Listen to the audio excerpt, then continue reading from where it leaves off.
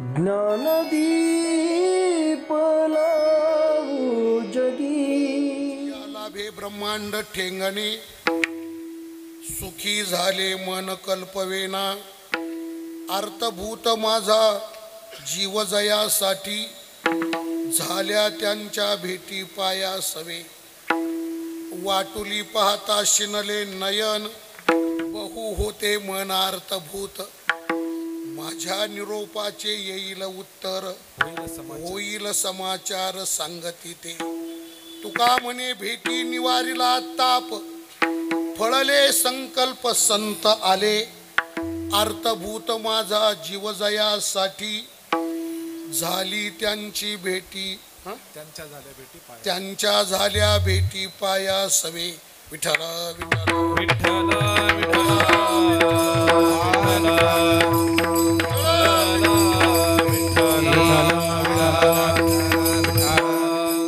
नमो ज्ञानेश्वरा नमो ज्ञानेश्वर नमो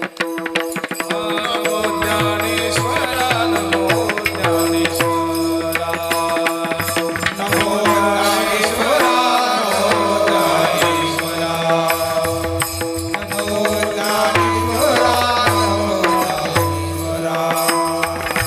निवृत्ती उदारा सोवानदेवा निवृत्ती उदारा सोवानदेवा मुक्ताबाई नमो त्रिभुवनपावनी मुक्ताबाई नमो त्रिभुवनपावनी निवृत्ती उदारा सोवानदेवा निवृत्ती उदारा सोवानदेवा मुक्ताबाई नमो त्रिभुवनपावनी मुक्ताबाई नमो त्रिभुवनपावनी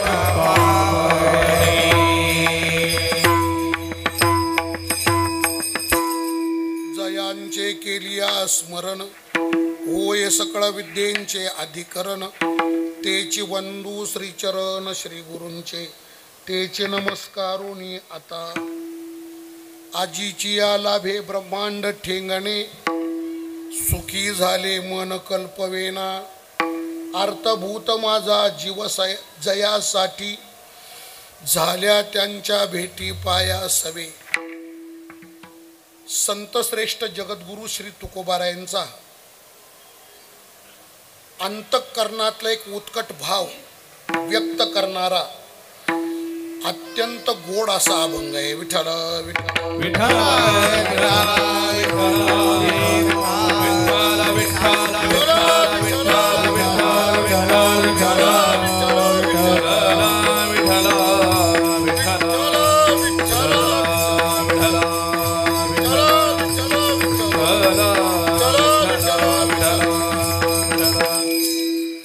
तसं गाथ्यामध्ये हा अभंग प्रासंगिक प्रकरणात आहे. हा पत्रिकेचा अभंग आहे. पत्रिकेच्या अभंगाचे 3 वर्ग आहे आणि पत्रिकेच्या अभंगाच्या 3ऱ्या वर्गात हा आलेला अभंग आहे. पहिला वर्ग भगवंताचा महाराजांना झालेला विरह. पत्रिकेच्या अभंगामध्ये अभंगाची ती भूमिका अशी आहे, काही शरीर अस्वास्थ्यामुळे महाराज वारीला जाऊ शकत नाही, वारी चुकली आणि म्हणून पंढरीला जाणाऱ्या वारकऱ्यांकडे महाराजांनी पत्राच्या द्वारा आपल्या अंतःकरणातली तळमळ, आपल्या अंतःकरणातली आर्तता, आपल्या अंतःकरणातला आर्तभाव व्यक्त केला. तर पत्रिकेच्या अभंगातलं हे पहिलं प्रकरण आहे. भगवंताच्या विरहामुळे महाराजांच्या अंतःकरणात निर्माण झालेली आर्तता, निर्माण झालेली तळमळ. पत्रिकेच्या अभंगाच्या दुसरं प्रकरण आहे का महाराजांनी ते अभंग पत्र लिहून पंढरीला जाणाऱ्या वारकऱ्यांसोबत ते पत्र पाठवलं. हा दुसरा वर्ग आहे. आणि पत्रिकेच्या अभंगातलं तिसरं प्रकरण असं आहे का वारकरी पंढरपूरला गेले, पांडुरंगाला भेटले, तुकोबारायांचं पत्र दिलं, निरोप सांगितला आता ते वारकऱ्यांबरोबर पांडुरंगाचा काय निरोप येईल, वारकरी भगवंताचा काय निरोप घेऊन येतात, त्यांची वाट पाहण्याकरता पत्रिकेच्या अभंगाचं 3 नंबरचं प्रकरण आहे आणि त्या 3 नंबरच्या प्रकरणामध्ये आलेला हा अभंग आहे. महाराज अतिशय आर्त होऊन वारकऱ्यांची वाट पाहतात. विठ्ठला विठ्ठला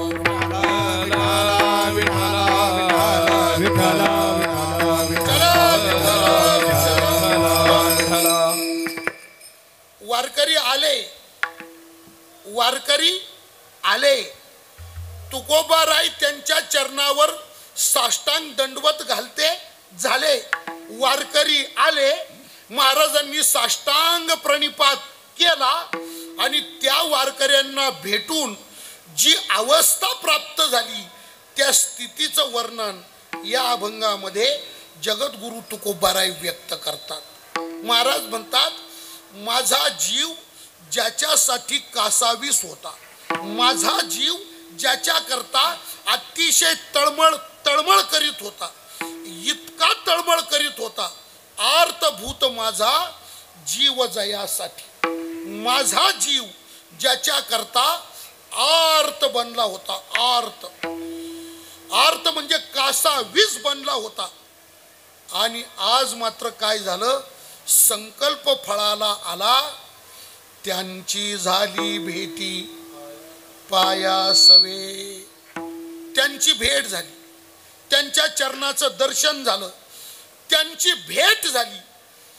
आज संतांची भेट झाली, भगवत भक्तांची भेट झाली, वैष्णवांची भेट झाली, वारकऱ्यांची भेट झाली आणि त्यांची भेट झाली. आज माझा जीव शांत झाला, माझं मन, माझी वृत्ती स्थिर झाली. आणि त्यांच्या भेटीमध्ये काय झालं तर त्यांच्या भेटीमध्ये मला नेमकं काय मिळालं, तुकोबाराय अभंगाच्या पहिल्या चरणाचं. आजीचे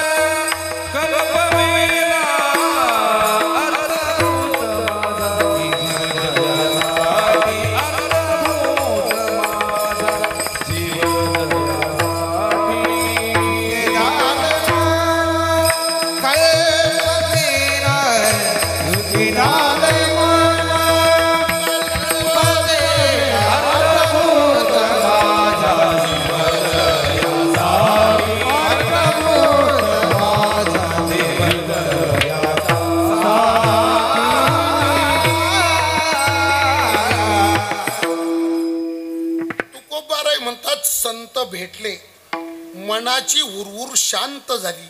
लाभ काय झाला, जो लाभ झाला तो लाभ या संपूर्ण ब्रह्मांडामध्ये, जो लाभ मला झाला त्यांच्या भेटीमध्ये, त्यांच्या दर्शनामध्ये, जो लाभ मला झाला संपूर्ण ब्रह्मांडामध्ये असा लाभच नाही, असा लाभच नाही.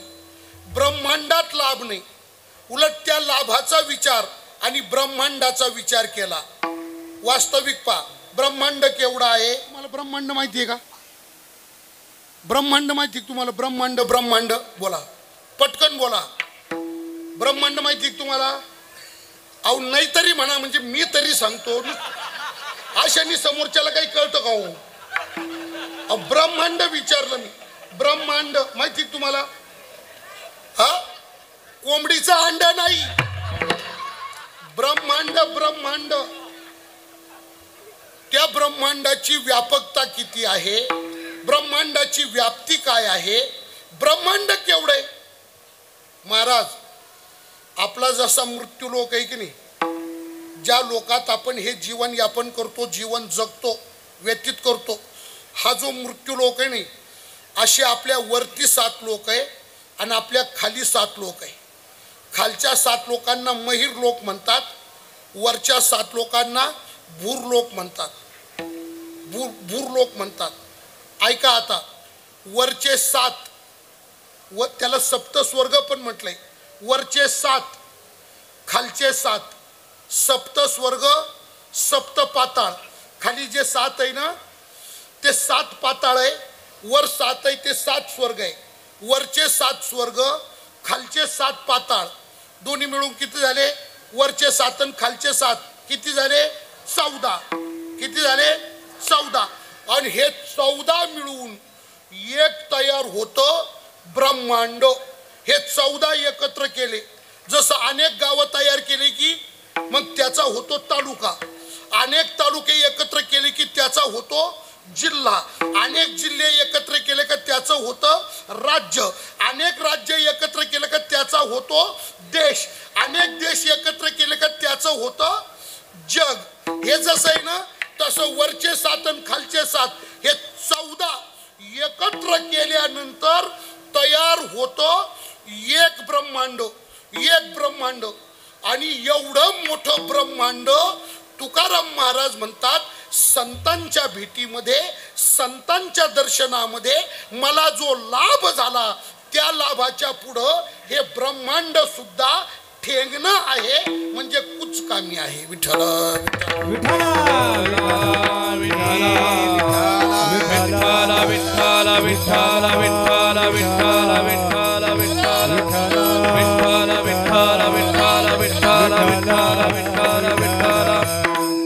तर विचारपूर्वक ऐकणाऱ्यांना प्रश्न निर्माण होऊ शकतो का तुकाराम महाराजांचं बोलणं, ऐका बरं का, तुकाराम महाराजांचं बोलणं वास्तवात आहे का भावनानिष्ठ आहे?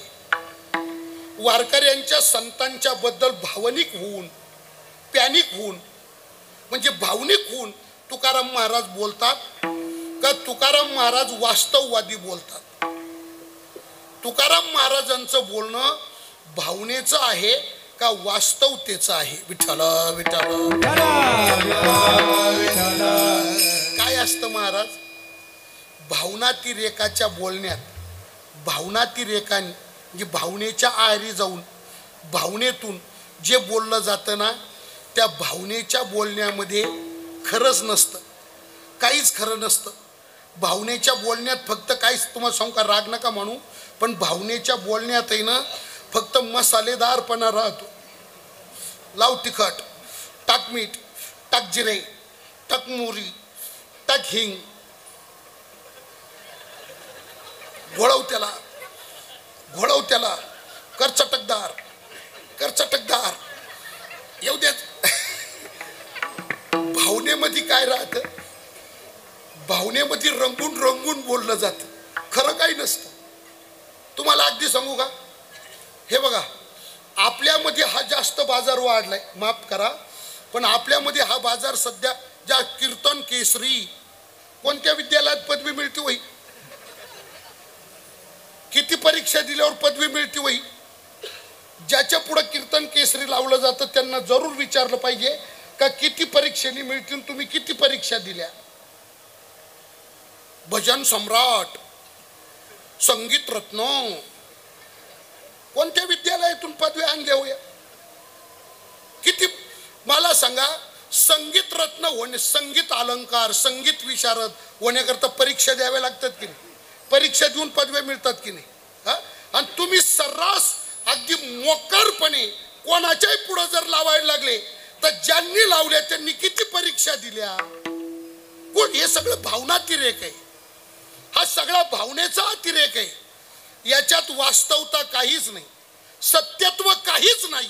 मृदुंग आचार्य, मृदुंग 100 200 500 बोलात आणि 1000 बोलात मृदुंगाचा आचार्य होतो का? मृदुंग सम्राट होतो का?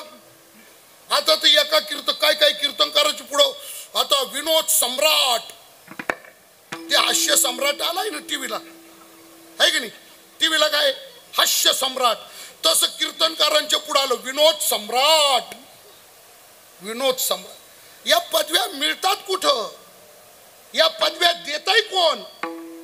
कोणी देत नाही. या कुठंच मिळत नाही. मग या मोकार पदव्या काय नाही. त्या पदवीला शेंडा नाही, त्या पदवीला बुड. अरे कीर्तन केसरीची परीक्षा घ्या, किती अभंग पाठे, किती ओव्या पाठे. कीर्तन केसरी म्हटल्यावर अर्धा तर गाथा पाठ पाहिजे की नाही? अर्धा गाथा 100च्या पुढे अभंग पाठ निघाले तर शपथ कीर्तन केसरी. ही सगळी भावनातिरेक आहे. मी का बोललो? भावनेच्या अतिरेकामध्ये जे बोललं जातं ते खरंच नसतं महाराज. दादांत खोटं असतं.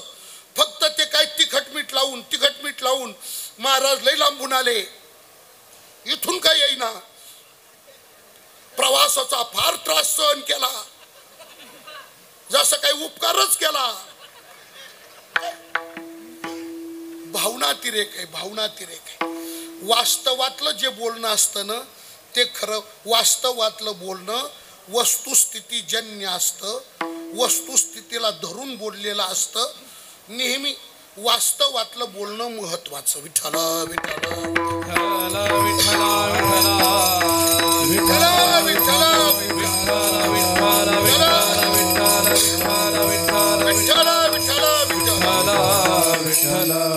संतांच्या दर्शनामध्ये जो लाभ झाला त्या लाभापुढं ब्रह्मांड ठेंगणं पडलं.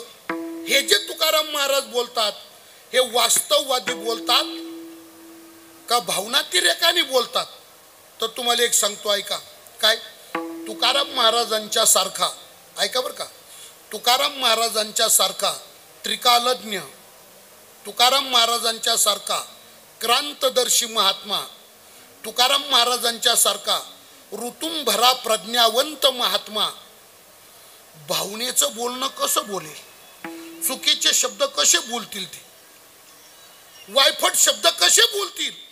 मग तुकाराम महाराजांचं बोलणं वास्तवात आहे, वास्तववादीच बोलणं आहे. का एवढा व्यापक, एवढा मोठा लाभ झाला का त्या लाभाच्या पुढे ब्रह्मांड सुद्धा खुज पडलं. ब्रह्मांड ठेंगणे. कोणत्या अंगाने ब्रह्मांड ठेंगणे?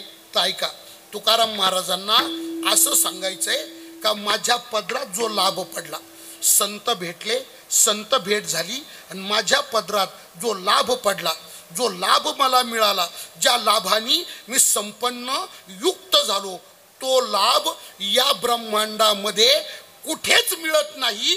तो फक्त संतांकडेच मिळतो आणि ब्रह्मांडात तो नाही. म्हणून त्या लाभाकरता ब्रह्मांड कुचकामी, म्हणून ब्रह्मांड ठेंगणे. विठ्ठल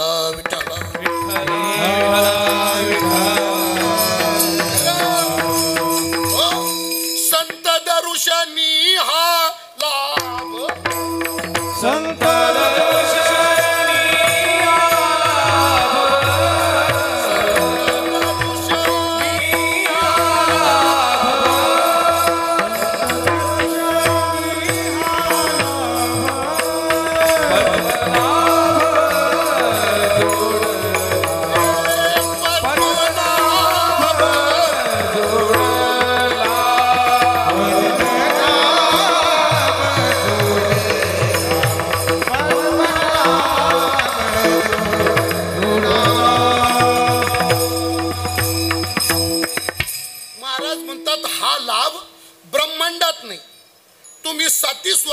साती पाताळात जा, कुठेही मृत्यू लोकात फिरा. हा लाभ ब्रह्मांडात लाभ नाही, हा लाभच नाही. हा लाभ फक्त संतांकडे आहे. फक्त लाभ तो विशेष संत, लाभ तो विशेष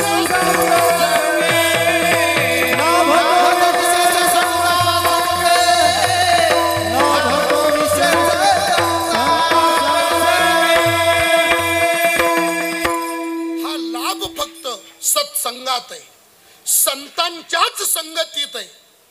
हा, इतरत्र हा लाभ नाही. विठ्ठला विठ्ठला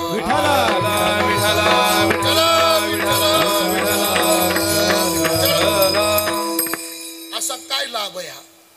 ब्रह्मांडात नाही, त्याच्याकरता ब्रह्मांड खुज आहे. तो लाभ फक्त संतांकडेच मिळतो. असा लाभ काय? तुकाराम महाराज म्हणतात, जो लाभ झाला तो कल्पनातीत आहे. त्या लाभाची कल्पना नाही करू शकत आपण. तुम्ही कधीच कल्पना केली नसेल असा लाभ आहे. कधीच कल्पना केली नाही. आपलं मन त्या लाभाची कल्पनाच करू शकत नाही. हा, कल्पवेना, कल्पनातीत आहे. कल्पनेच्या पलीकडे जो विचार, त्या लाभाच्या संबंधात जो विचार तुमच्या मनाला कधी शिवूच शकत नाही, असं मनाने कल्पना करण्याच्या पलीकडे असा लाभ आहे. असा लाभ आहे. दिव्याती दिव्य लाभ आहे. अद्भुत लाभ आहे. तो लाभ विचारांच्या पलीकडचा आहे. महाराज, नेमका लाभ काय आहे? लाभाचं नेमकं स्वरूप काय? ज्या लाभापुढं ब्रह्मांड ठेंगणं आहे, जो लाभ कल्पनातीत आहे, संतांच्याच दर्शनाने तो लाभ मिळतो, असा लाभ काय? तुकाराम महाराज लाभाचं स्वरूप सांगतात, सुखी झाले मन. काय झालं? ज्ञानोबराईचं दर्शन झालं, तुकोबराईचं दर्शन झालं. काय झालं? दर्शन झालं. आणि दर्शनाने झालं काय? तर सुखी झाले मन. मन शांत झालं, मन प्रसन्न झालं, मन आनंदारूढ झालं, मन सुखी झालं. सुखानी मन पूर्ण उचंबळून आलं आणि इतकं सुख झालं, असं सुख झालं का त्याची आपण कल्पना करू शकत नाही. सुखी झाले मन कल्पवेना. ब्रह्मांडात हा लाभ नाही. सुखाचा लाभ ब्रह्मांडात नाही, मृत्यू लोकात नाही, स्वर्गात नाही, पाताळात नाही. या विश्वामध्ये सुख हा लाभ कुठेच नाही. ज्ञानोबराईंची ओवी तर गोड आहे. ज्ञानोबराईंनी अभाव सिद्धी करता ती ओवी वापरली. एक मिनिट ऐका. मृत्यूलोक, मृत्यूलोक आणि किंवा ब्रह्मांड आणि समाधान, मृत्यूलोक, ब्रह्मांड आणि समाधान यांचा जर आपण विचार केला तर मृत्यूलोक आणि समाधान यांचा आत्यंतिक अभाव आहे.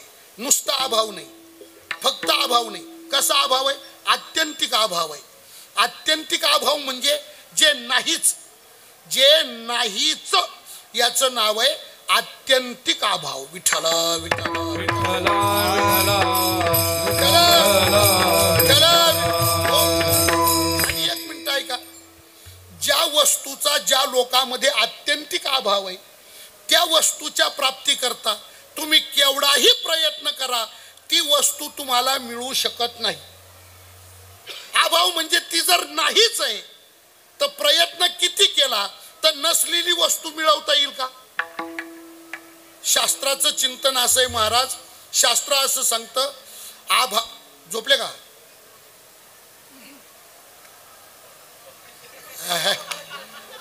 सुखी झाले मन कल्पवेना.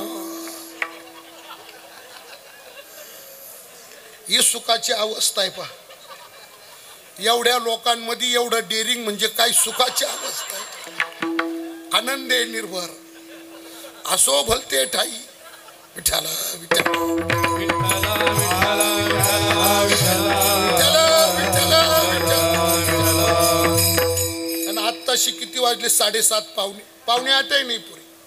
आणि 7:30 वाजताच जर तुम्ही झोपायला लागले तर तुमच्या भेनं कीर्तन करावं तरी किती वाजता? मग आता आम्हाला वाटलं तुम्ही 9 ते 11लाच येता का काय?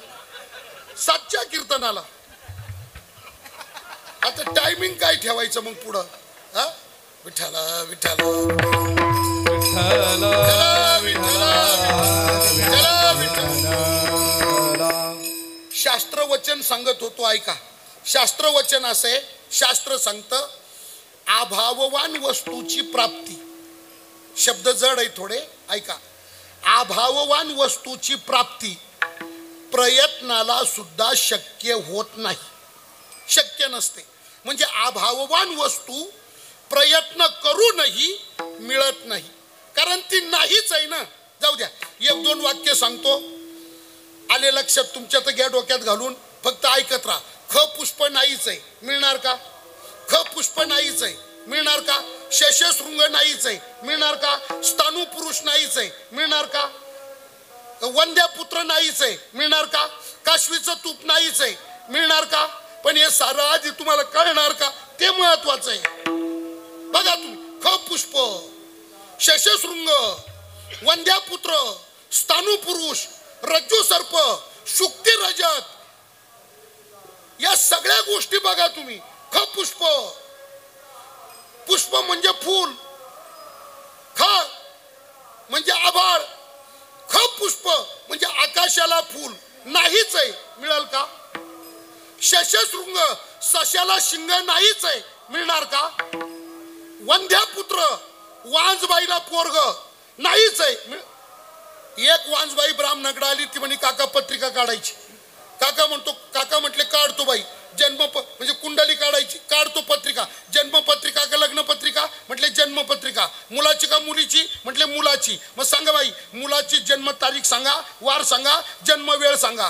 ती म्हटली काय? ती म्हणे पोरग झालंच नाही. आता ब्राह्मण भाऊ म्हणे, बाई उतावळेपणा करू नका, एक काम करा, मुलगा होऊ द्या, जा तुम्ही घरी, मुलगा होऊ द्या, मुलगा झाल्यावर या, मी बिगर दक्षिणेची पत्रिका काढून देईल, पण पोरगा झाल्यावरच या, तशा नका येऊ.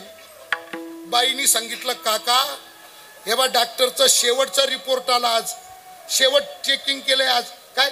डॉक्टरनी सांगितलं या जीवनात तुला मातृत्व प्राप्ती शक्य नाही, म्हणजे या जिंदगीत तुला मुलबाळ होऊ शकत नाही. मग ब्राह्मण चिडला, तो म्हटला, बाई पोरग झालंही नाही, होण्याची शक्यता नाही, कुंडली तुझी काढायची का माझी? ज्याची काढायची तो नको का? ज्ञानोबाराय बोलले, वांजेची आले का कैची जन्मपत्रिका? वांजेची आले का जन्मपत्रिका कैची? मग वंद्या पुत्र नाहीच आहे, मिळणार का? स्थाणू पुरुष नाहीच आहे, मिळणार का? म्हणजे अभाववान वस्तू प्रयत्न केला तरी प्राप्त होऊ शकत नाही. तसं या ब्रह्मांडामध्ये आनंद, सुख, समाधान याचा आत्यंतिक अभाव आहे. सुखाचा विचार नाही कोठे, नाही कोठे, सुखाचा विचार नाही कोठे, नाही कोठे, सुखाचा विचार नाही कोठे, सुखाचा विचार नाही कोठे. दुःख बांधवणी आहे हा संसार, दुःख बांधवणी आहे हा संसार, दुःख बांधवणी आहे हा संसार, दुःख बांधवणी आहे हा संसार. सुखाचा विचार नाही कोठे, नाही कोठे, सुखाचा विचार नाही कोठे,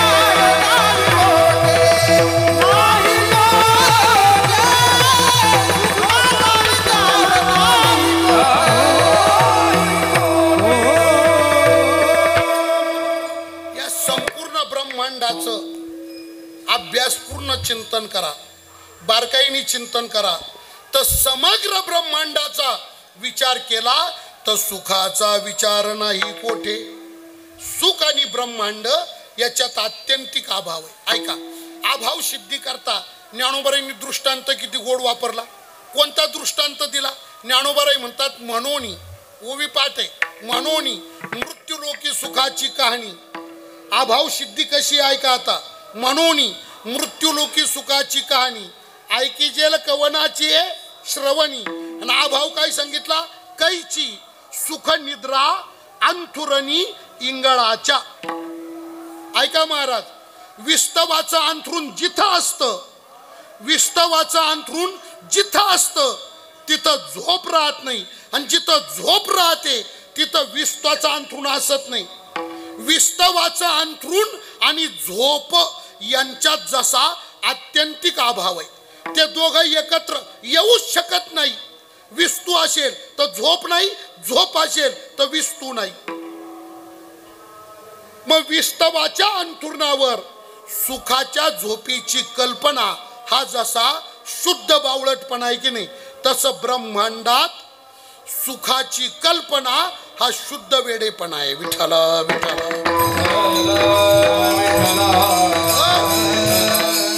आणि जर एखादा म्हटला हो हो महाराज विस्त्याचा अंथरुण असू द्या, हरकत नाही, मी झोपून दाखवतो, विस्त्याच्या अंथरुणावर झोपतो, असा जर कोणी म्हणायला लागला, त्याला तुम्ही शहाणं म्हणणार का?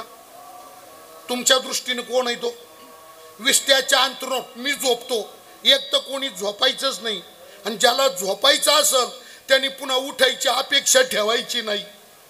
विस्त्याचा अंथरुण आहे, विस्तवाच्या अंथरुणावर झोपला तो कायमचाच झोपला, चिरनिद्रेत गेला. उठला का तो परत उठणं शक्य नाही, उठूच शकत नाही.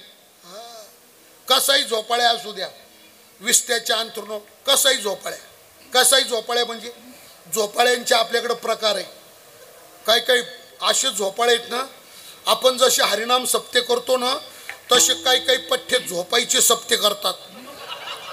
काला झाल्याशिवाय उठतच नाही. एकदा घट मांडला आणि विना उभा केला, काला करूनच गोधडीतून बाहेर येतो, उठतच नाही. असे झोपणारे, पकाट झोपणारे काही असे झोपतात ना. एका जणाला दिवाळीची सुट्टी मिळाली, कंपनीत कामाला होता, 5 दिवस सुट्टी मिळाली. 5 दिवस लक्ष्मीपूजनाच्या आदल्या दिवशी घरी आला, आनंद झाला त्याला. मस्त रात्रीचा जेवला, झोपला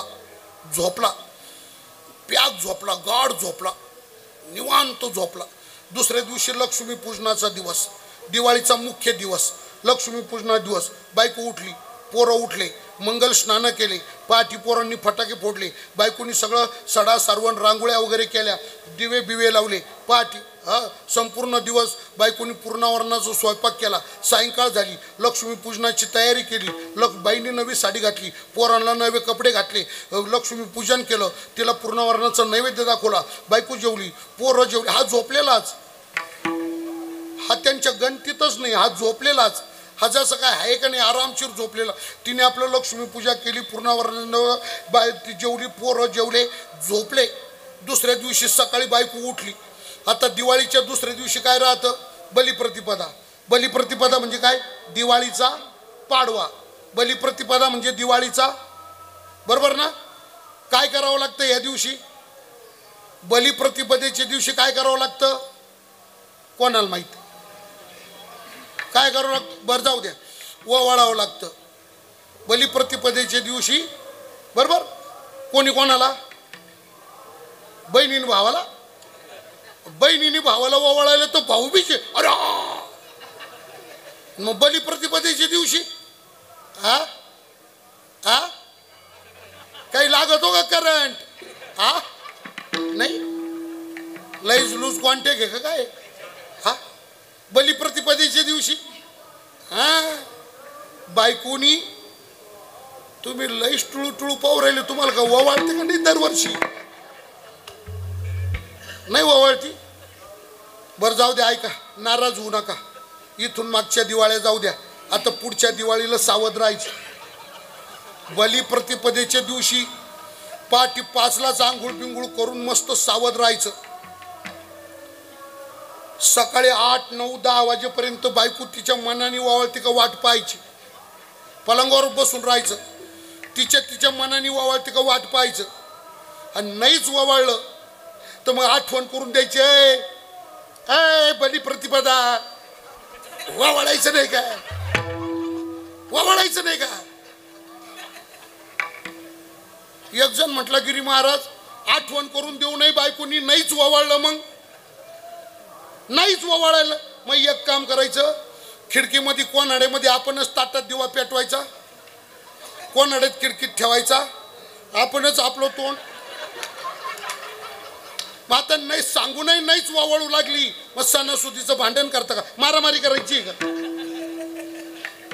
बलिप्रतिपदेच्या तिला नवऱ्याला ओवाळायचं, तू उठायलाच तयार नाही. 10 वाजले, 11 वाजले, 12 वाजले, संध्याकाळी झाली, तू उठणच महाराज. शेवटी तिने त्या आरतीचं ताट तयार केलं, त्याचा फोटो मांडला.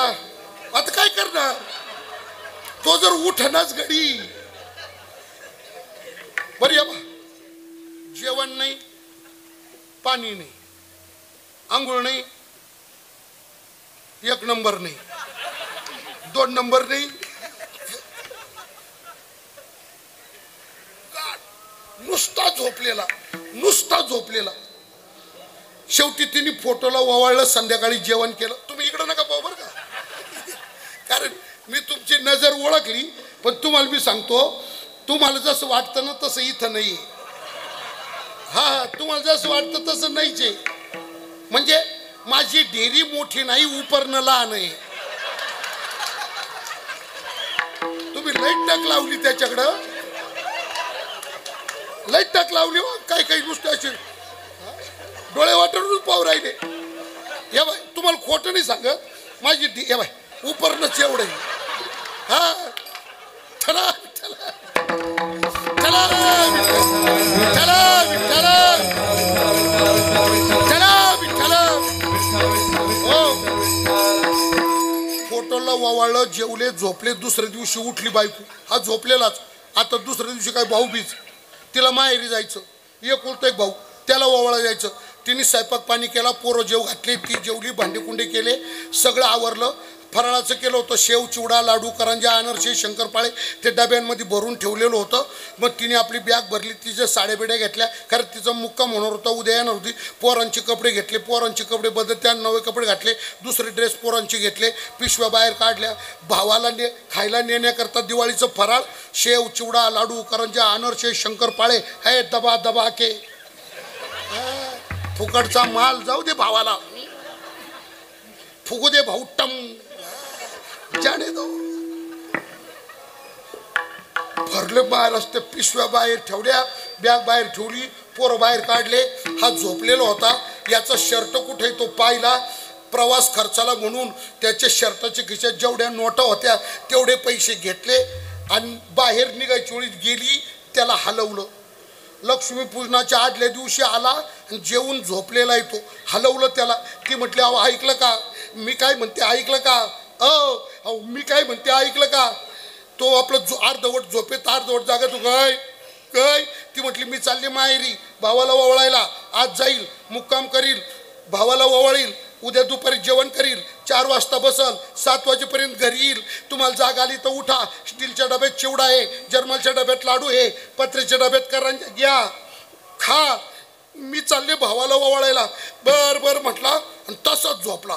ती गेली, माहेरी गेली, भावाला ओवाळलं, रात्रभर थांबली. बाकीच्या बहिणी आल्या, सुखदुःखाच्या गप्पा गोष्टी झाल्या. आईबापाचं काळी सुपा एवढं झालं, आनंदी आनंद झाला. दुसऱ्या दिवशी पूर्णावरण स्वयंपाक झाला. दुपारी 1 वाजता जेवण झालं. तिकडून 3-4 वाजता निघाली, 7 वाजता घरी आली.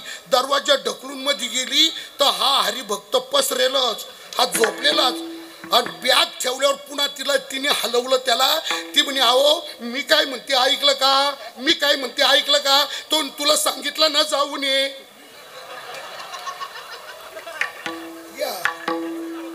आता मी काय बोललो ऐका. काय मला काय सांगायचंय, असाही जरी झोपाळ्या असला तरी, असाही जरी झोपाळ्या असला तरी विस्तवाच्या अंथरुणावर झोपू शकतो का. तुकोबारे म्हणतात, अहो विस्तवाचं अंथरून लांब राहिलं पण ढेकणाच्या बाजे सुखाची कल्पना, तरी सुद्धा मूर्खत्व वचना येऊ पाय. हा, मग विस्तवाचं अंथरून आणि झोप याच्यात जसा अभाव आहे, तसं ब्रह्मांड आणि सुख, ब्रह्मांड आणि आनंद याच्यामध्ये आत्यंतिक अभाव आहे. म्हणजे जे सुख जीवाला ज्याची अपेक्षा आहे, जीवाला ज्याची गरज आहे, ज्याच्याने जीव परिपूर्ण कृतार्थ होणार आहे, ते सुख, तो आनंद या ब्रह्मांडामध्ये नाहीच नाही, अजिबात नाही. आणि मग तुकोबाराय म्हणतात, सगळ्या ब्रह्मांडाचा धांडोळा केला तर ब्रह्मांडात जे मिळूच शकत नाही असं अभिनव सुख आम्हाला संतांच्या भेटीत मिळालं, संतांच्या दर्शनात मिळालं. त्या सुखाचा, त्या आनंदाचा लाभ संतांच्या भेटीत, संतांच्या दर्शनात झाला. आणि म्हणून जे घडलं ते अपूर्व आहे, कल्पनातीत आहे. आणि त्या लाभाच्या समोर ब्रह्मांड ठेंगणं आहे. विठ्ठला विठ्ठला विठ्ठला विठ्ठला चला चला चला चला. अजून ऐका महाराज, काय आपण सगळेजण जे जीवन जगतो ना, हे सुखात जीवन जगत नाही, सुखाच्या आभासात आपण जीवन जगतो. सुखाचा आभास आहे हा. सगळ्या कल्पना आहे, सगळ्या कल्पना आहे. एक मिनिट ऐका, आपण जे सुखाच्या कल्पना ठरवल्यानं दादांत चुकीच्या आहे. कशा? ऐका बरं का, ऐका. मी तुम्हाला विचारतो, असं सांगा, माणूस लग्न का करतो? पुरुष बायको का करतो? बोला ना. माणूस लग्न का करतो? बायको का करतो? बायको करण्याचं कारण काय सांगा बरं. चला, आता हा काही वेदांत थोडाच आहे, तरी टकर मकर पाहायला लागलो तुम्ही. काय बायको करायचं कारण आहे? कशा करता बायको? माणूस बायको का करतो? बायको करण्याचं कारण काय? तर कारण एकच आहे. काय? प्रत्येकाच्या मनात कारण एकच आहे. काय कारण? बायको केली का तिच्यापासून मला काय होईल? सुख होणार. बायको केली का तिच्यापासून मी काय होणार? सुखी होणार. म्हणजे प्रत्येकाच्या मनात असं आहे, एकदा बायको केली मग सुखा काय होणे, मग सुखा काय होणे. सुखाचा दुष्काळच संपला, सुखाचा सुकाळच झाला, मग सुखा काय होणे. म्हणजे आपल्या सर्व पुरुषांची कल्पना काय? आपण सुख कशात मानलं? बायकोत मानलं ना. आपल्या दृष्टीनं बायको कोण आहे? बायको म्हणजे सुख. बायको, बरोबर ना? सुखा करताच आहे ना हे. मग बायको म्हणजे सुख, बरोबर. मग मी असं विचारतो, तुम्हाला सांगा, बायको केल्यावर सुख झालं का दुःख वाढलं? काय अनुभव काय सांगता तुमचे? हा, आता तुम्ही कबूल नाही करणार, कारण तुम्हाला माहिती, इथं जर दुःख वाढतं म्हणावं तर घरी जाऊन पुन्हा पंचायत. बायको म्हणून लय वर तोंड करून बोलत होते. पण एक मिनिट ऐका, तुम्ही नका कबूल करू. संतांचे वचन कसे आहेत बघा. सुखाच्या इच्छेनं बायको केली, बायको केल्यावर सुख झालं का दुःख वाढलं? नाथ महाराज म्हणतात, श्री हाती धरिता देख, वाढे प्रपंचाचे थोर दुःख, गृह पाहिजे आवश्यक, भोगार्थ देख श्रीयाच्या, त्याग्रहाची ग्रह सिद्धी वगैरे वगैरे बघा तुम्ही. पण श्री हाती धरिता देख, वाढे प्रपंचाचे थोर दुःख. पण माणूस बायको का करतो? सुखी व्हावं म्हणून. म्हणजे आपल्या दृष्टीनं सुख कुठे?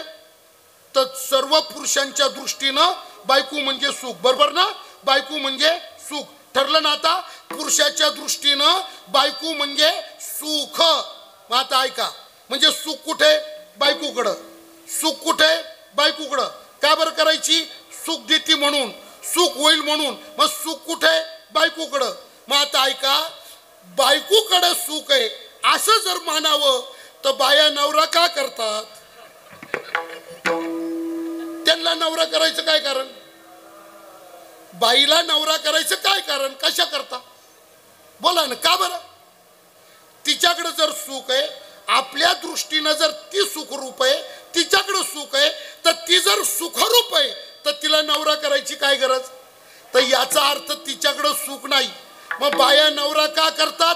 तर तिला असं वाटतं नवरा म्हणजे सुख, नवरा म्हणजे सुख. तो काय करील? सगळ्या इच्छा पुरवील. तो काय करील? हौस मौस करील. तो काय करील? खाऊ पिऊ घालील. तो काय करील? बारी बारी साड्या घालील. तो काय करील? दागिने करील. तो काय करील? सिनेमा लिहिल. तो काय करील? पाणीपुरी वल्ली भेट.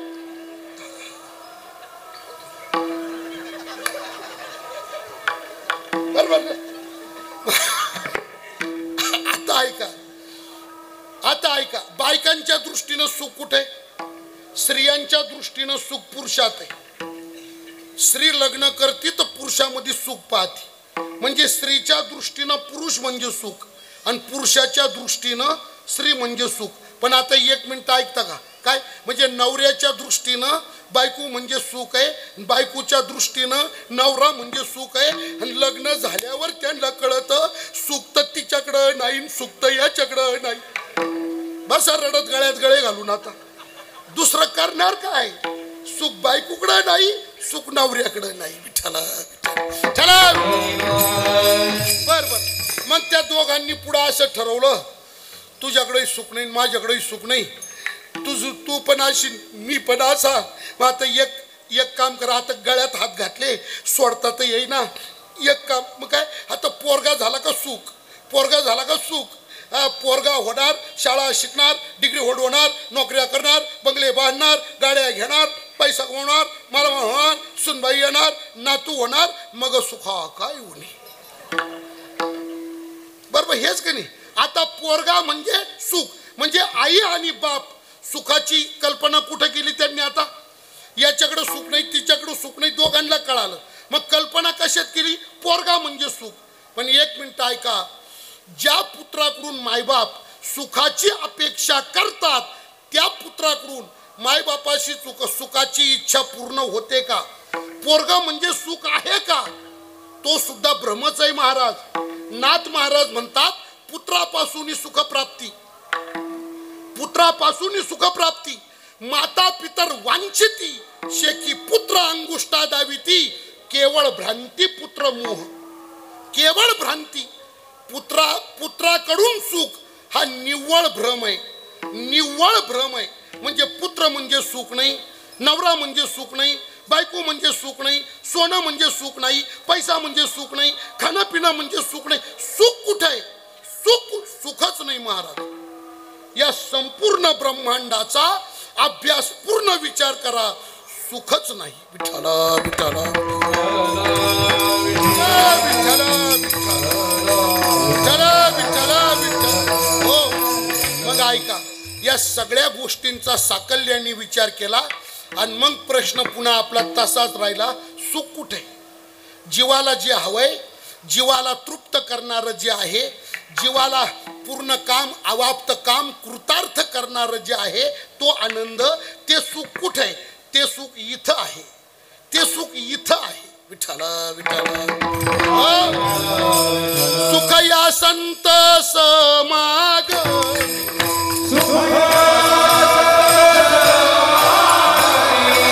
नित्य दुनावे तुझी नामे, कहन होती सकळ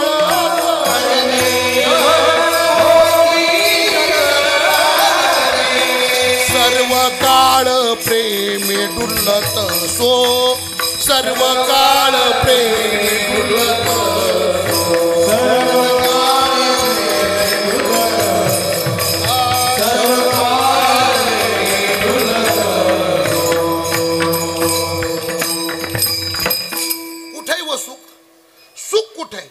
ज्ञानोबारायांकडे आहे. सुख ज्ञानोबारायांच्या संगतीत आहे, सुख तुकोबारायांच्या संगतीत आहे. इतरत्र ब्रह्मांडात सुख नाही, कशातच सुख नाही. सुख इथं आहे महाराज. सुख या संत समागमे, या संत समागमे सुख. सुख या संत समागमे. बर वाढतं सुख आहे संतांच्या संगतीत. जसं नारद भक्ती सूत्रामध्ये नारदांचं वचन आहे, प्रतिक्षणम वर्धमानम. प्रत्येक क्षणाला हे सुख वाढत जातं, हे घटत नाही, हे कमी होत नाही, हे वाढत वाढत जातं. विषयातलं सुख, प्रपंचातलं सुख टिकत नाही महाराज. ते सुख टिकत नाही, ते कमी कमी होतं, कमी कमी होऊन आटून जातं, संपून जातं. संतांच्या समागमात असं अभिनव सुख आहे का हे वाढत जातं. विठ्ठला विठ्ठला. तुम्ही एक मिनिट सांगतो तुम्हाला, ऐका. काय ज्या मुलाचं लग्न राहतं की नाही, तो नवरदेव असतो ना, लग्नाच्या दिवशी त्या नवरदेवाचा थाट पहा तुम्ही. जर पत्रिका असली, फोन असला, आमंत्रण असलं, जर लग्नाला गेले तर जो नवरदेव राहतो ना, नवरदेव त्याचा थाट पाहायचा लग्नाच्या दिवशी. त्याला आभाळ फक्त 2 बोट राहते. काय उलथा पालत राहते त्याच्या लग्ना करता. हा 5-5, 10-10 लाख रुपयाचे कार्यालय काय, त्याच्यात ते सगळं डेकोरेशन काय, अत्तराचे फवारे काय, बिछा रंगीबेरंगी बिछा आहेत काय, तक्के लोड काय, हत्ती उंट घोडे काय, मिरवणुकीची तयारी काय. त्याच्याकरता महाराष्ट्रातला प्रसिद्ध 2-2, 3-3 लाख रुपये घेणारा बँड काय काय काय राहतं महाराज. त्याच्याकरता केवढी उलथा पालत राहते. हा काय काय बघा तुम्ही. आणि त्याचा तो विचारायचाच नाही थाट. नवरदेव असल्यामुळं त्याला बुटं नवे, पॅन्ट नवी, शर्ट नवा, बेल्ट नवा, मोबाईल नवा, गॉगल नवा, असा थाट राहतो त्याचा. नवा मोबाईल, हातामध्ये अंगठ्या, त्याच्या त्या कलावऱ्या म्हणता ना तुम्ही.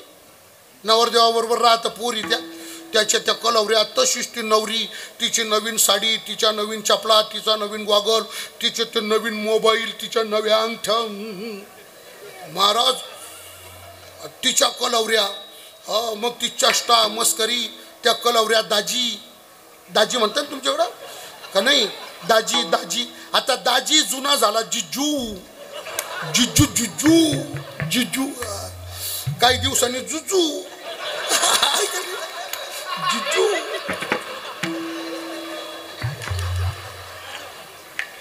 पण ते नवरदेव त्याच्या कलावऱ्या, नवरी तिच्या कलावऱ्या, त्याचा तो थाट माट.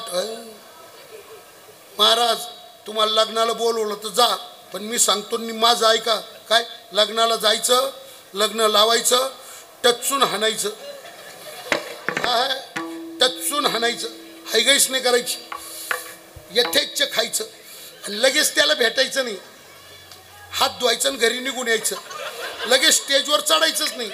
लग्नाच्या दिवशी नवरदेवाला भेटायचंच नाही. खायचं, हात धुवायचा, घरी निघून यायचं आणि त्याला 2-3 वर्षांनी भेटायचं. लग्न झाल्यावर 3 वर्षांनी. आणि 3 वर्षांनी गाठ घेऊन मग त्याला विचारायचं काय त्याचं काय. ते म्हणते बरे. म्हणजे मला काय बोलायचं ऐका. लग्नाच्या दिवशी होणारा आनंद 2 वर्ष सुद्धा टिकत नाही. हे संपत जातं महाराज. ते डोळे जेवण करतात. डोळे जेवण. मला सांगा, डोळे जेवण फक्त पहिल्याच पोराच्या वेळी राहतं का प्रत्येक पोराच्या वेळी राहतं. आता तुम्हाला काय कळणार आहे. मी इकडे पाहायला पाहिजे होतं. डोळे जेवण एका फक्त पहिल्याच मुलाच्या वेळी का प्रत्येक पोराच्या वेळी. फक्त पहिल्या. मग पहिल्याच पोराच्या वेळी दुसऱ्या पोरांनी काही पाप केलं का. त्यांना काही कडू लागतं का. पण महाराज कसं आहे बघा. पहिल्या पोराच्या टायमाला असं डोळे जेवण घातलं. सगळं गाव गाजवला त्यांनी. लाडूची पंगत घातली. सगळ्या गावातल्या बाया बोलवल्या, पाहुण्या रावळ्या बोलवल्या, फोटोग्राफर बोलवला, व्हिडिओ शूटिंग बोलवली. अशी बायको सजवली. चंद्राची कोर आणली. असं फुलांचा झुला आणला. हे सांगण्याकरता माहिती ठेवावंच लागतं महाराज. नाही इलाज आहे हा. एक वेळ 4 अभंग कमी पाठ असले तर चालतं. हे मटेरियल जादा लागतं विठाला. चला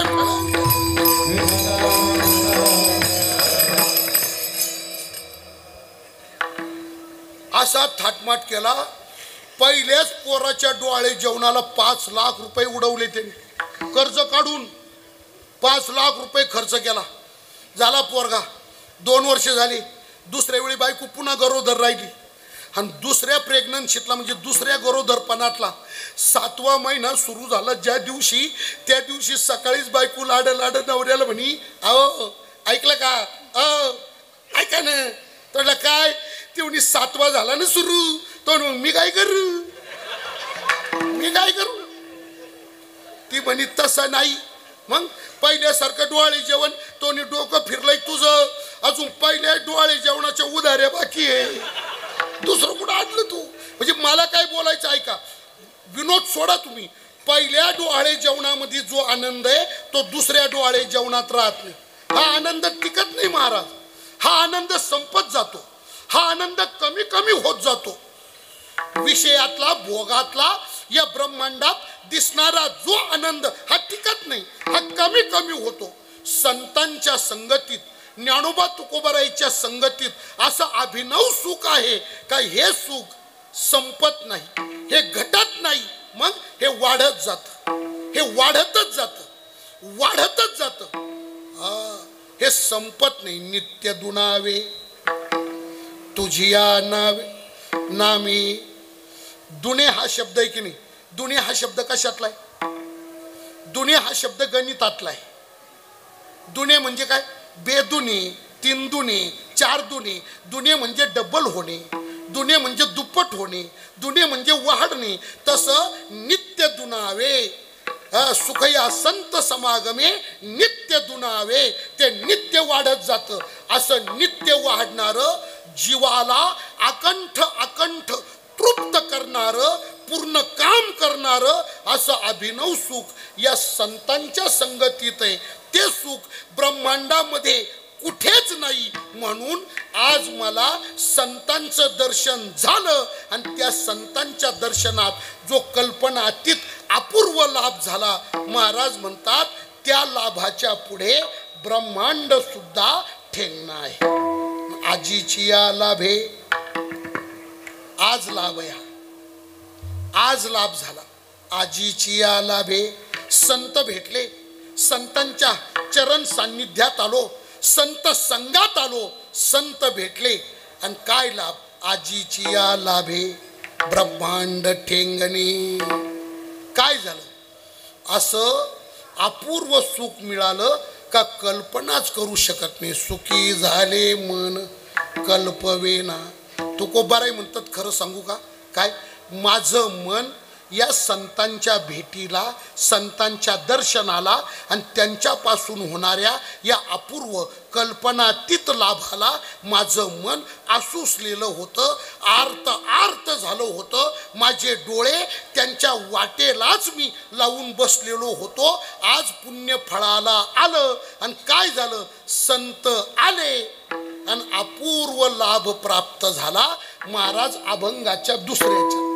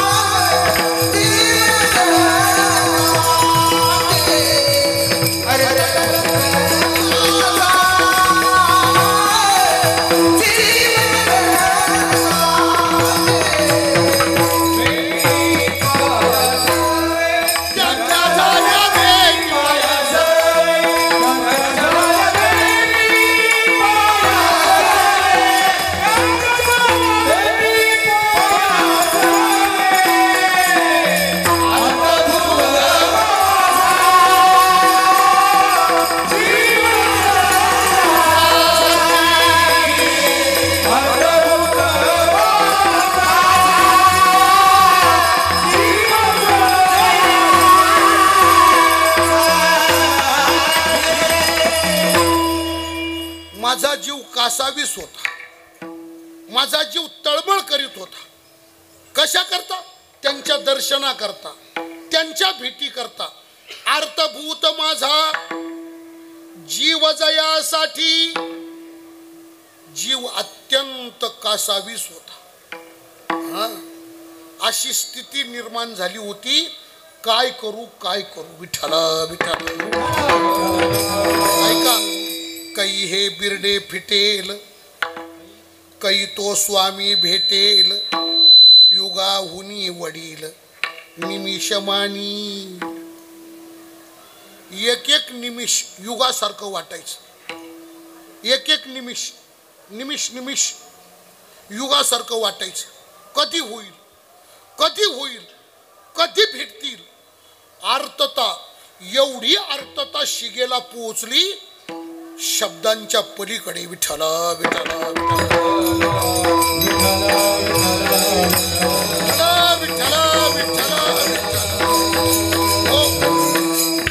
अर्थभूत माझा जीव जयासाठी ही सगळी अर्थता, ही सगळी तळमळ, सगळी तगमग कशासाठी होती? संतांची भेट व्हावी याच्यासाठी. आणि तो योग आज घडून आला. आज योग घडून आला. काय झालं? त्यांची झाली भेटी पायासवे. आज त्यांची भेट झाली. त्यांची भेट झाली. खूप तळमळ होती, मात्र घडलं. विठ्ठल विठ्ठल. ज्ञानोबारायांनी या योगाचं वर्णन कसं केलंय? ज्ञानोबाराय म्हणतात, पूर्वजन्मी सुकृते थोर केली, ती आजी मज फळाशी आली, परमानंदू आजी मानस, परमानंदू आजी मानस. मनात कशामुळं? भेटी झाली या संतासी, ओ परमानंदू आजी मानस. जे मिळालं ना, कसं मिळालं? हे पियुषा परते गोड वाटत. काय संतांची भेट आहे. भेटले संत, काय वाट? हे अमृतापेक्षा हे पियुषा परते गोड वाटत. पंढरी रायाचे भक्त भेटत, परमानंदू आजी मानस, परमानंदू आजी मानसी. अमृतापेक्षा श्रेष्ठ लाभ, अमृतापेक्षा श्रेष्ठ काय? पण यांची भेट, यांचा सहवास पियुषा परते गोड वाटत. पंढरी रायाचे भक्त भेटत. आणि याच्या करता जीव तळमळ करीत होता. अर्थभूत माझा जीव जयासाठी. आज घडलं. हो, आज घडलं. काय झालं? त्यांची झाली भेटी पायासवे. डोळे शिनले. कधी कधी वाट पाहणारा इतकी वाट पाहतो, इतकी वाट पाहतो, त्याचे डोळे थकून जातात, थकून जातात. कोणाचे डोळे थकले होते? कोणाची वाट पाहण्यात? महाराज, वाट पाहणं काय असतं? वाट पाहण्यामध्ये किती तगमग असती, वाट पाहण्यामध्ये किती तळमळ राहते. बायको दिवाळीला गेल्यावरच कळत वाट पाहणं कसं राहत. शबरीचे डोळे शिनले, शबरीचे डोळे शिनले, थकले, भागले.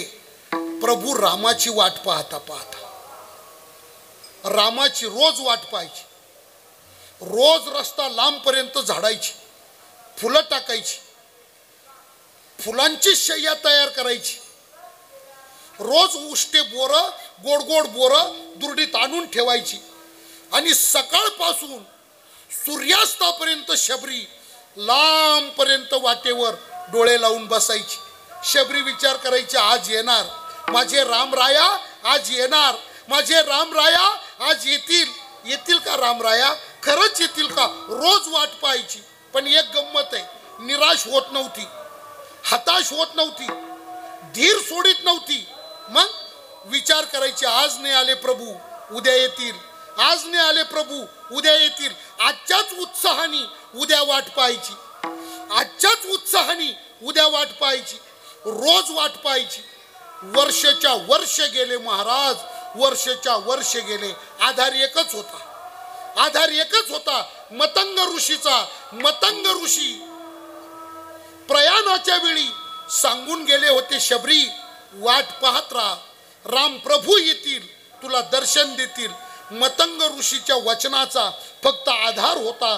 त्या आधाराला उराशी बाळगून वर्षानुवर्ष रोज शबरी रामाची वाट पाहत होती. मला सांगा, सकाळपासून सूर्योदयापासून सूर्यास्तापर्यंत अन्न पाणी न घेता अखंड वाटेवर डोळे लावून बसायचे. त्या डोळ्याचं काय झालं असेल महाराज? काय झालं? वाटुली पाहता, वाटुली पाहता वाटुनी पाहता शिनले नयन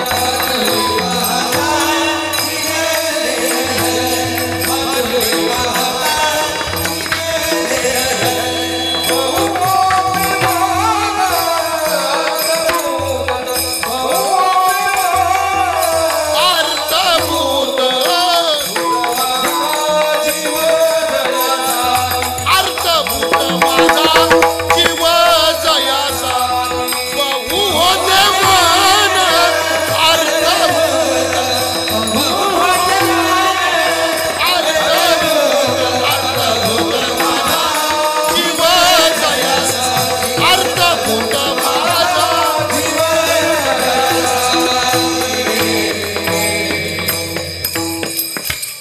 डोळे डोळे थकले डोळे शिनले फक्त धीर नाही सोडला वाटुले पाहता शिनले नयन वाटुले पाहता शिनले नयन डोळे थकले डोळे भागले बहु होते मन अर्थभूत मन कासावीस होतं डोळे थकले होते पण आज मात्र योग झाला अर्थभूत माझा जीव जयासाठी झाली त्यांची भेटी पायासवे आता संत भेटले आता काय होणार पहिली गोष्ट मनाचं समाधान होणार काय माझ्या निरोपाचे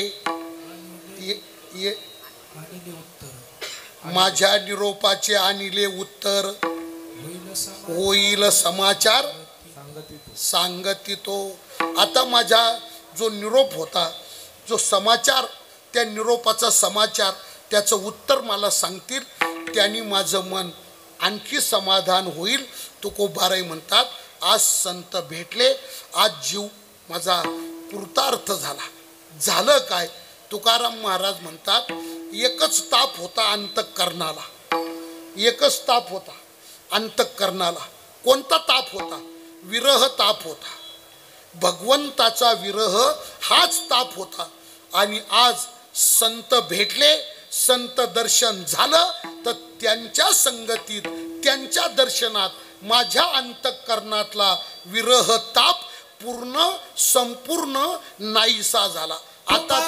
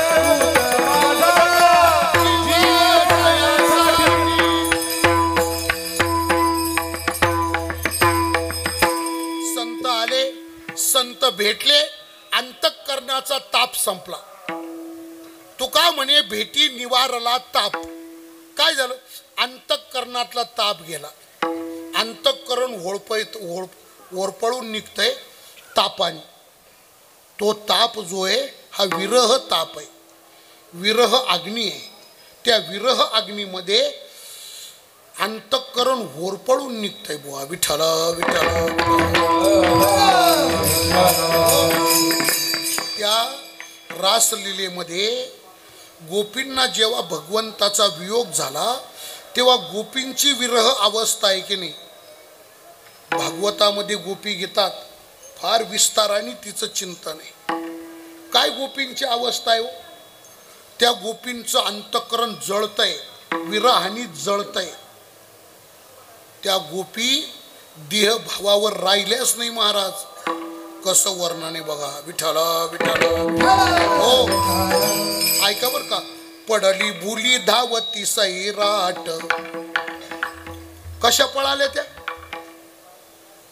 कृष्ण वियोग झाला, विरह व्यथेमध्ये अंतःकरण जळू लागलं, तर त्या गवळणी सैर भैर झाल्या. आणि कशा पळाल्या? सैराट. कशा? सैराट. सैराट म्हणजे अर्चिन परशा नाही, मग भानच नाही राहिलं. पडली भुली धावती सैराट. छंद या गोविंदाचा चोजवीत वाट. मागे सारोनी सकळ बोभाट. वंदी पदांबुजे ठेवून ललाट. वो कोणी सांगाया गोविंदाची शुद्धी. भेटल त्याला. गोविंद पाहिला का? कृष्ण पाहिला का? तुम्हाला दिसला का? कोणाला पत्ता माहिती का? कोणी सांगाया गोविंदाची शोध. अहो आता आमच्या बरोबर होता, आम्ही कड्यावर घेतला होता, खांद्यावर बसला होता. आता राष्ट्र होता वाहिला लपाला आता खांदी. ज्याला विचारलं तोडला आत्ता तुमच्याकडे होता आणि गेला कसा? ती म्हटली काय करू, दुर्बुद्धी सुचली, कोठे आड आली हे देह बुद्धी. धावा आळवा करुणा कृपा निधी. वो कोणी सांगाया गोविंदाची शुद्धी. महाराज विरह व्यथा आहे ती. तसं तुकोबाराय म्हणतात प्रभूच्या विरहानं अंतःकरण जळत होतं, पण तो अंतःकरणाचा ताप निवाला, मिटला, शांत झाला, अंतःकरण प्रसन्न झालं. कशामुळं झालं? संत भेटले आणि ताप संपला. तुका म्हणे भेटी निवारीला ताप. आणि जे काही संकल्प होते सगळे संकल्प फलद्रूप झाले. कशामुळं? संत आले, संत भेटले, फळले संकल्प. संत आले, अर्थभूत माझा जीव जयासाठी त्यांची झाली भेटी. पाया सवे विठोबा रखुमाई. विठोबा रखुमाई. विठोबा रखुमाई. हे विठोबा रखुमाई. हरि विठोबा रखुमाई.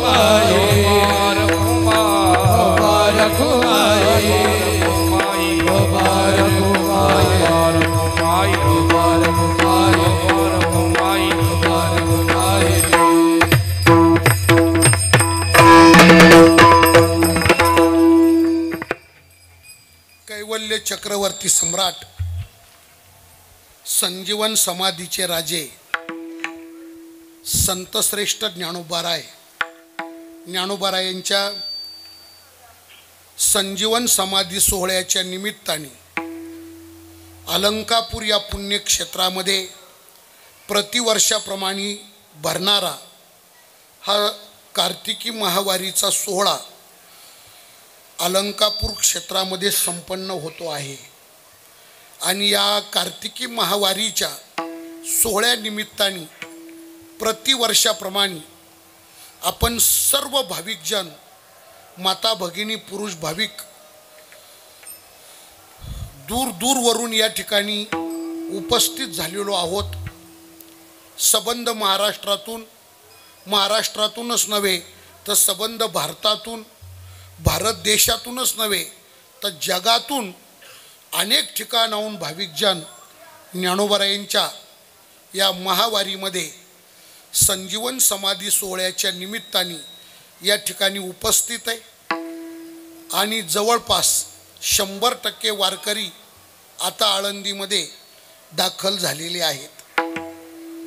दिंड्यांच्या रूपाने कोणी आलंय, गाड्यांमध्ये कोणी आलंय, आपापल्या परीनं वारकरी आले। लांबून वारकरी या ठिकाणी आलेले आहेत। आणि एकंदरीत सगळे वारकरी ज्ञानोबारायांच्या चरणी स्थिरावले आहे, विसावले आहे। आणि अलंकापूर नगरीमध्ये वारकऱ्यांचा महासागर उचंबळून आलेला आहे, महासागर बनलेला आहे। आणि हा स्वर्गातल्या आनंदाला लाजवील असा सर्वश्रेष्ठ आनंद, वारीचा आनंद आपण सर्वजण या ठिकाणी उपभोगत आहात। आनंदाने तो आनंद आपण सगळेजण बघत आहोत, प्रत्यक्ष भोगीत आहोत। आणि तो आपल्याला त्रयोदशीपर्यंत तो सोहळा अनुभवायचा आहे, आनंदाचा उपभोग घ्यायचा आहे। या संपूर्ण महावारीमध्ये आपापल्या परीनं जो तो सेवारत आहे, कोणी पारायण करतंय, कोणी भजन करतंय, कोणी अन्नदान करतंय, कोणी स्वयंपाक बनवायचं काम करतंय, प्रत्येकजण, कोणी कीर्तन करतंय, कोणी प्रवचन करतंय, कोणी कथा करतंय, कोण मृदुंग वाजवतंय, कोण गायन करतंय। प्रत्येक वारकरी मनसोक्त वारीचा आनंद या ठिकाणी लुटत आहे। आणि याच महावारीमध्ये आपल्या या श्रीनाथ संगीत वारकरी शिक्षण संस्था या ठिकाणी हा कार्तिकी वारीचा सोहळा पहिल्यांदाच ना महाराज, पहिल्याच वर्षी या भूमीमध्ये या ठिकाणी संपन्न होतो आहे। परम आदरणीय श्रद्धेय श्री हरिभक्तीपरायण आमचे रमेश महाराज गोरे, आदरणीय हरिभक्तीपरायण रमेशजी महाराज गोरे, संस्थापक अध्यक्ष श्रीनाथ शिक्षण संस्था, त्यांनी आणि त्यांच्या सर्व सहकार्यांनी मिळून या वारीच्या निमित्ताने या ठिकाणी ग्रंथराज ज्ञानेश्वरी पारायणाचा सोहळा, 7 दिवस कीर्तनांचा सोहळा, सगळा हरिपाठ, काकडा, गीतापाठ, ज्ञानेश्वरी पारायण, भजन, महाराष्ट्रातले सगळे दिग्गज कीर्तनकारांकडे पाहिलं तर फक्त एक कीर्तनकार सोडून सगळा बोर्ड बघा तुम्ही, एक कीर्तनकार सोडून बघा, सगळा बोर्ड बघा, तर हे सगळे एकाहुनी बळी रे। याच्यापैकी कोणाचंच नाव माहिती नाही तुम्हाला, असं एकही कीर्तनकार नाही। गायकांच्या इकडे बघा तर गायकांमध्ये सुद्धा सगळे, एकंदरीत जर विचार केला तर तुम्हाला खरं सांगू का, हे सगळे भजन गाणारे, हे सगळे कीर्तन करणारे, हे सगळे महाराष्ट्र केसरी असे निवडून रमेश महाराजांनी सगळ्यांची मांदियाळी या ठिकाणी एकत्र केली। पहिलंच वर्ष, पण कोणी म्हणणार नाही हे पहिलं वर्ष आहे म्हणून। हा, असं वाटतं का हे वर्षानुवर्ष चालत आल्यासारखं वाटतं एवढे सगळे दिग्गज बघितल्यानंतर. आणि हे सगळे आदरणीय रमेश महाराज यांच्या प्रेमापोटी सगळी मंडळी या ठिकाणी उपस्थित होऊन आपलं सेवा कार्य करत आहे. त्या मांदियाळीमध्ये आमचा नंबर लागला. तुका म्हणे तेथे होतो मी दुबळा, आले कपाळाला थोडे भाऊ. आमचा नंबर लागला. कसा लागला आणि काय लागला, पण लागला. आता वाचतो की सगळे बघितले ते काय बेंड बाजा वाजायची घाई आणि टिमकी म्हणी काय ग बाई. तसा प्रकारे आता हा, तसाच प्रकारे हा. पण लागला नंबर आमचा. कसा नंबर लागला तर रमेश महाराजांनी नंबर लावला. आणि कसा लावला तर आमचे सन्मित्र आदरणीय हरिभक्तीपरायण रामेश्वर महाराज ढाकणे आहे का, त्यांची पण वारकरी शिक्षण संस्था आहे. त्यांच्या संस्थेला 12-13 वर्ष झाले. 100-125 मुलं त्यांच्याकडं 12 वर्षापासून आहे. खूप लहानपणापासून ते आमच्याकडे लहान होते, अगदीच लहान होते. अगदी लहान होते म्हणजे माझ्या माहितीप्रमाणे 5वी 6वी 7वीला शाळेत जायचे. तेव्हा आमच्या रामदास बाबाच्या आश्रमात आमच्या गावाच्या जवळ वावीच्या जवळ एक 10-12 किलोमीटरवर ते रामदास बाबांच्या आश्रमात होते. आमच्या नित्य गाठी भेटी राहायच्या. पुढं करता करता करता करता ते आळंदीत आले. चांगल्या प्रकारचं इथं आल्यानंतर त्यांनी शैक्षणिक ग्रॅज्युएशन पूर्ण केलं, संस्थेचं शिक्षण पूर्ण केलं आणि त्यांनी या ठिकाणी संस्था काढली. आणि आता तर बघा, आता त्यांनी एक हायस्कूलच विकत घेऊन टाकले, एक शिक्षण संस्थाच विकत घेतली. त्यांच्या हायस्कूलमध्ये 700 विद्यार्थी आहे आणि पोस्ट ग्रॅज्युएट 16 शिक्षक विद्यार्थ्यांना शिकवण्याकरता आहे त्यांच्या.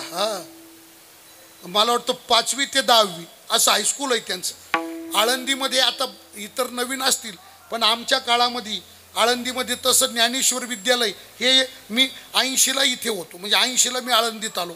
80, 81, 82, 83, 84, 85, 86 मी 87ला घरी गेलो. तेव्हा फक्त ज्ञानेश्वर विद्यालय होतं. नंतर दुराफे विद्यालय आलं, ते नंतर आलं. आता इतर विद्यालय असतील पण रामेश्वर महाराजांनी एक शिक्षण संस्था विकत घेऊन 700 मुलं तिच्यामध्ये शिक्षण घेतात. 16 शिक्षक त्या विद्यार्थ्यांना शिकवण्याचं काम करतात. आणि मला खूप गोड वाटलं. मला ते आजच समजलं. पण मला गोड काय वाटलं सांगू का, 700च्या 700 मुलांच्या डोक्यात त्यांनी टोपी घातली.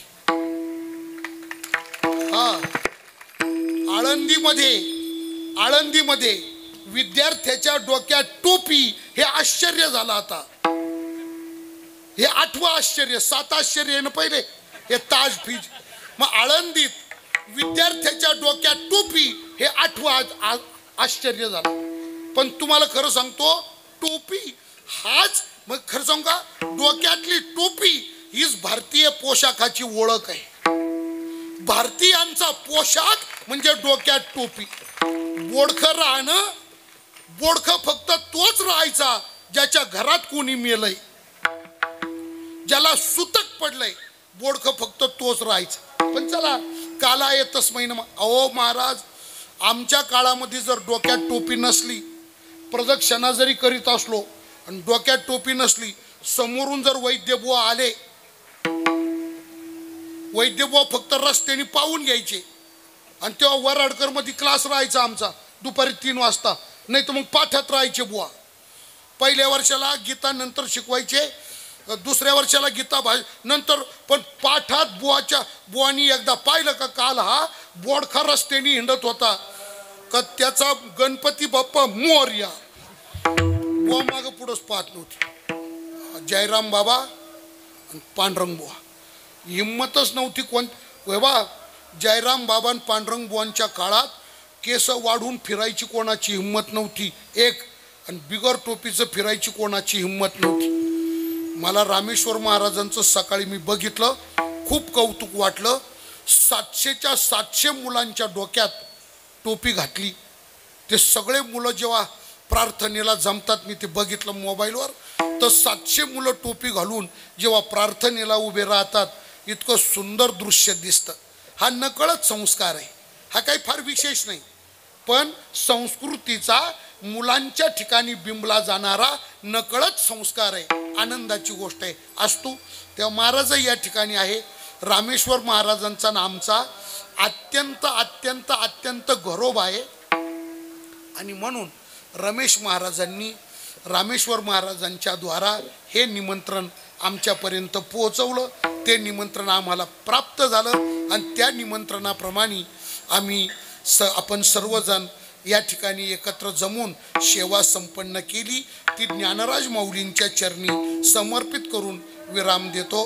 आता हे बघा, काय सगळ्यांची क्षमा मागतो बरं का, मग कोणाचं नाव घेत नाही, पण अनेक सगळे गायक वृंद, वादक वृंद, मृदुंगाची सेवा करणारे, गायनाची सेवा करणारे, ही सगळी साधक टाळकरी मंडळी, विद्यार्थी वृंद आहे की नाही. त्याच्यानंतर कीर्तनामध्ये माझ्या समोर पण बसलेले अनेक आमचे आपले बाबा महाराज, संपूर्ण ज्ञानेश्वरी पाठ आहे. बाबा महाराजांची 18चे 18 अध्याय ज्ञानेश्वरी पाठ आहे.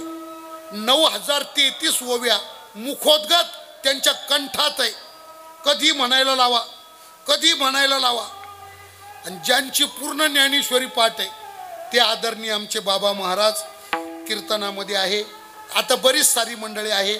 सर्वांचा नामनिर्देश करण्यापेक्षा सगळ्या महाराष्ट्राचे लाडके कीर्तनकार, महाराष्ट्राने ज्यांच्यावर भरभरून प्रेम केलं ते वैकुंठवासी, परम आदरणीय, परमपूजनीय, परमश्रद्धेय श्री हरिभक्तीपरायण बाबासाहेब महाराज इंगळे बीडकर. तर बाबासाहेब महाराज इंगळे यांचे चिरंजीव आदरणीय हरिभक्तीपरायण सोपान काका महाराज इंगळे ते आपल्या कीर्तनामध्ये या ठिकाणी उपस्थित आहे. त्यांचं सुद्धा खूप गोड अध्ययन आहे. ऋषिकेश या ठिकाणी 7 वर्ष राहून त्यांनी व्याकरणाचा खूप गाढा अभ्यास केलेला आहे. शास्त्रचिंतनाचा मोठा व्यासंग त्यांचा आहे. आणि असे इंगळे महाराजांचे चिरंजीव आमचे आदरणीय सोपान काका महाराज ते या ठिकाणी आहे. इतर सगळी आमची अत्यंत हृदयस्थ मंडळी उपस्थित आहे. आपण श्रोते सज्जन, सर्व माता भगिनी, सर्व पुरुष भाविक, दोन्ही शूटिंगवाले, विनेकरी महाराज, आमचे साऊंड सिस्टीमवाले सुनील भाऊ तर आदरणीय आमचे सुनील भाऊ आणि सर्वांच्या समवेत जी सेवा संपन्न झाली, ज्ञानराज माऊलींच्या चरणी सश्रद्धा अंतःकरणाने समर्पण सेवेला पूर्णविराम. ज्ञानेश्वर माऊली, ज्ञानराज माऊली, ज्ञानेश्वर माऊली, ज्ञानराज माऊली, ज्ञानेश्वर माऊली, ज्ञानराज माऊली, ज्ञानेश्वर माऊली, ज्ञानराज माऊली. विठ्ठल जय जय विठ्ठल, विठ्ठल जय जय विठ्ठल, जय जय विठ्ठल, जय जय विठ्ठल. बोलिलेले पुरे वेडे वापुरे उत्तरे, राज महाराज नाही विचारिला अधिकार मी आपुला. महाराज कामणे ज्ञानेश्वरा राखा पाया पैकी करा. उठू नका. महाराज तुम्ही